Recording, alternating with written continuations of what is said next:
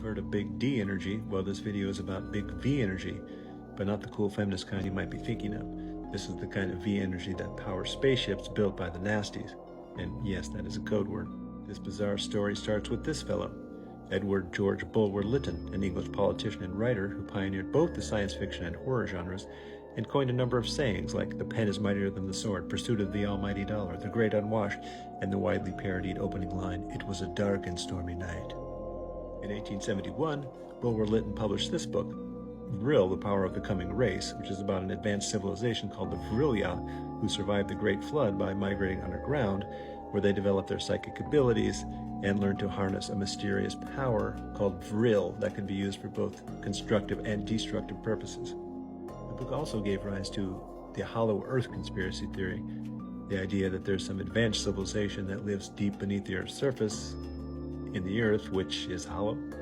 Bulwer Lytton's book also inspired Helena Blavatsky, who wrote about Vril in both The Secret Doctrine and Isis Unveiled, two of her most famous books. In Weimar, Germany, the idea of Vril was taken up by a group called the Vril Society, which was a secret society that was actually part of another secret society called the Thule Society, which became the sponsor of the party that became the Nasties.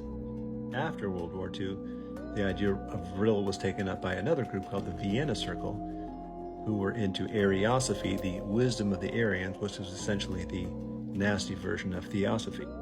The Vienna Circle believed that the ancient Aryans, the original Aryans, still lived in the Arctic region in a place called Thule or Hyperborea, where they lived beneath the ice caps, and they built spaceships in collaboration with the Nasties who had survived World War II, among them possibly Mr. Mustache, and that these spaceships were powered by this mysterious force called Vril. Plot twist: after the war, the U.S. government conducted something called Operation Paperclip, in which they enlisted former Nasties who had survived the war to help them build rockets, spaceships, other military technology in order to compete in the space race against the Russians, who, by the way, were also enlisting Nasties for the same purpose. Follow along for more weirdness.